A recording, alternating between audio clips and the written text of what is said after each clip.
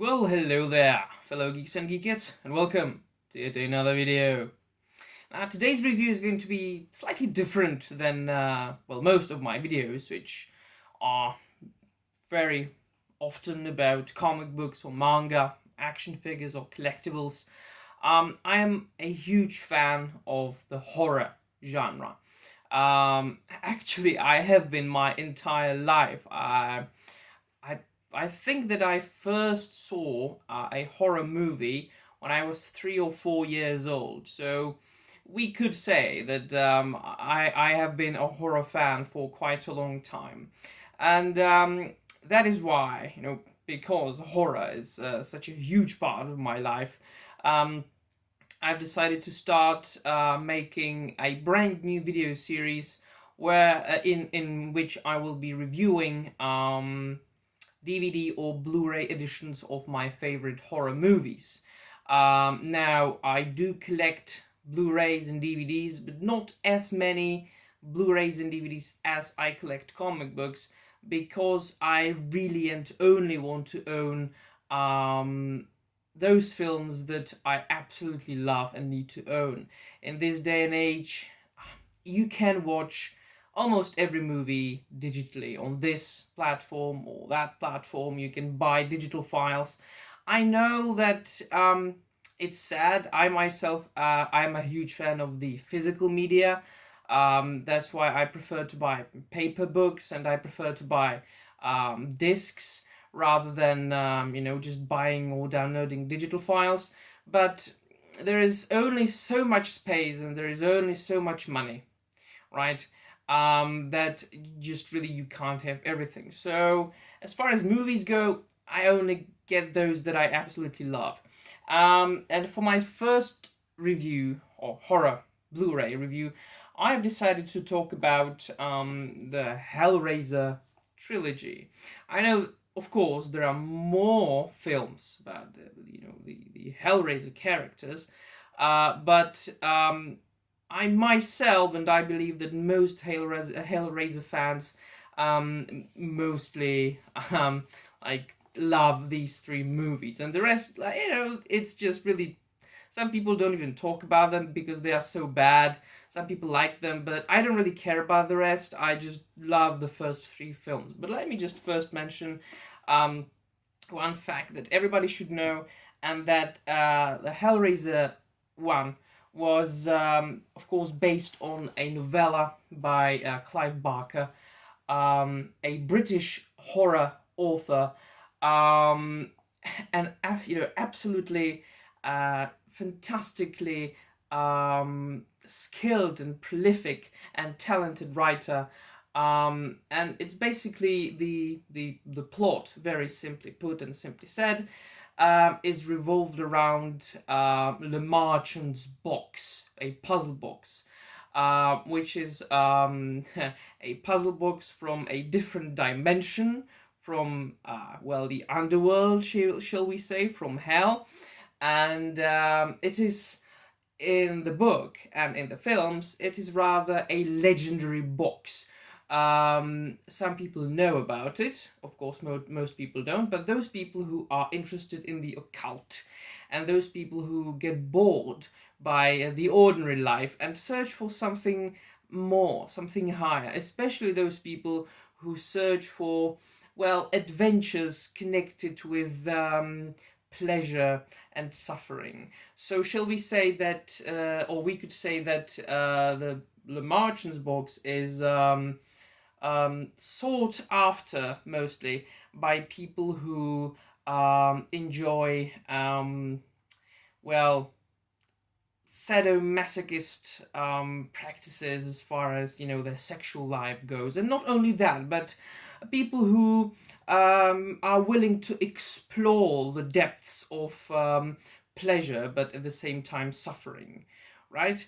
And then if somebody finds this box, this lament configuration, the Marchand's box, one needs to, of course, solve the puzzle, right? And it is extremely complicated and extremely difficult. But when one succeeds in well, solving the puzzle box in the right way. One should find the way to well, extreme pleasure, but at the same time well, pleasure-filled suffering. But mostly it just happens that somebody solves the puzzle box and summons the Cenobites, which are really demons from hell, we could say. Very BDSM, gothic-looking characters who, well, then take you to hell and show you the ways of pleasure and suffering. So they torture you, but in a way you enjoy it. So, but really, as far as the characters in the book and in the film goes, only very few of them appear to really enjoy the immense suffering that you know, should also bring about the immense pleasure. So that's the gist, really, of the novella. So we've got some main characters, some main protagonists, right? Who moves or helps her friends move into a house. Now, in this, the book differs from the film. Now, the main protagonist is a girl, but the people who she helps to move into a new house, they are her friends. In the film, it's her father and her stepmother, right? So, and then there is another character called Frank, who actually is the first one to solve the puzzle box in the book and in the movie, and well, he gets well, taken to the underworld by the Cenobites, and then he escapes, right? But he escapes in the form of well, really an incomplete, unfinished body, right? So he's some sort of slime first. But in order to regain his entire body, his full body, he needs nourishment. And that nourishment comes in the form of human beings. So he needs to deplete a human of his or her like life force. So he basically sucks them dry in order to, you know, as I said, regain his body. And it just happens, and now I'm going to really stop the, you know, talking about the plot, so I don't really want to spoil much. Well, of course, she has to fight Frank, you know, and he wants to not only, well, he doesn't really want to kill her, he wants to do something else with her and then deplete her of her life force and things like that. And that's the gist of the entire story. Now, sorry, that was the last drop of my water. If my throat's getting dry, I'm fucked. Alright, so the films. It is very interesting because Clive Barker wrote the book, or the novella, it's not really that thick. He wrote the script for the film, for the first film, Hellraiser, or Clive Barker's Hellraiser.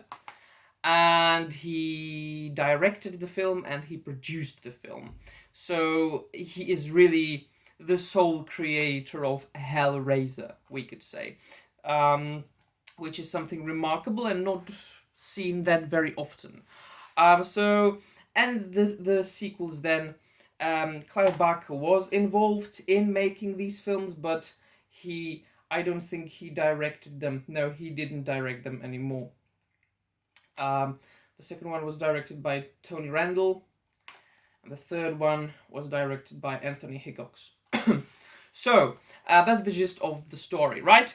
And also, one of the most iconic characters from the book and from the film is, of course, Pinhead here, which is the leader of the Cenobites, the leader of the demons from hell. And there are, well, some lesser Cenobites, some of his helpers, such as this... it's not the female Cenobite, no. It's actually one of the characters. It's not here on the covers, nor it is here. But let's say this is the main Cenobite, you know, Pinhead. He is very iconic. There have been many action figures and statues made of Pinhead, and I think that he has become such an iconic character, very close, for instance, to Freddy Krueger or Jason Voorhees, that many people know him and they didn't even have to see see the film or watch the films or read the book. So the collection itself has been released by Arrow Video here, and it is a Blu-ray collection, as I said, of the first 3 films. They come in this sturdy slipcase, which I like always, with, as I said, Pinhead on the cover. Hellraiser 1, 2, and 3, it says, is the Arrow Video logo. Doesn't want to focus. Here's some, parental advisory, or that, only people older than 18 years old can watch it. There are some readouts for individual films and what you can find on the discs. There are even some, bonus material, which I actually, I haven't watched that yet. I think I might watch it tonight.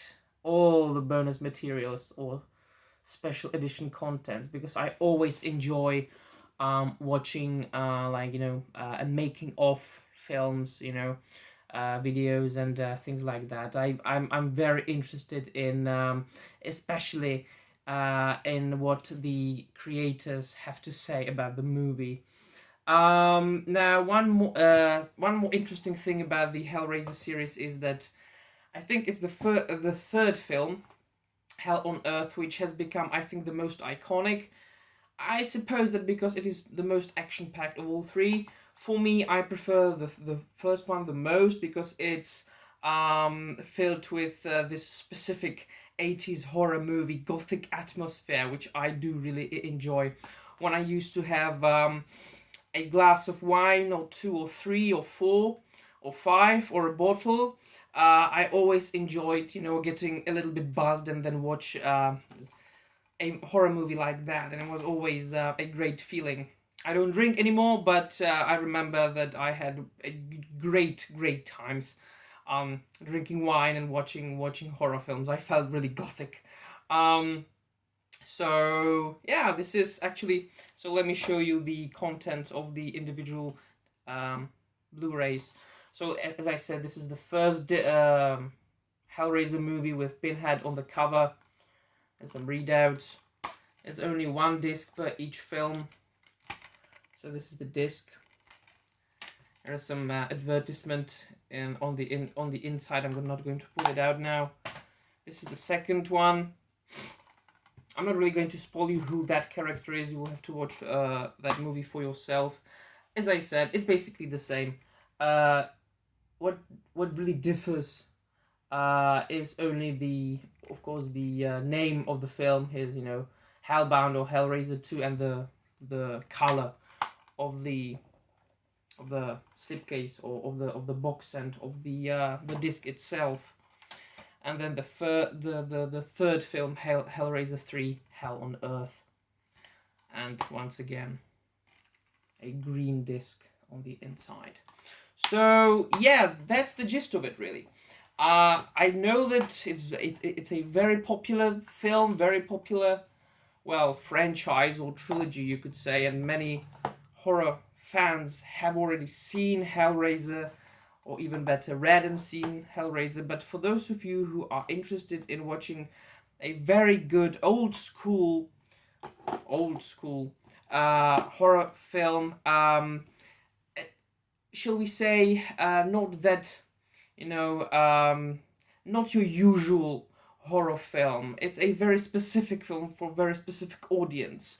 If you're interested in a very good horror film or very good horror trilogy, this is what I would recommend you watch. But once again, it's not for everybody. I think that liking Hellraiser is an acquired taste. But I really honestly do love those 3 films and the novella and everything that Clive Barker wrote, really. It's really my taste, these things, and I could really rewatch those films dozens and dozens of times. So that's the gist of it for today. And what do you think, my friends? Have you seen Hellraiser? Have you read Hellbound Heart, which is actually the title of the book, right? It's not called Hellraiser, but Hellbound Heart.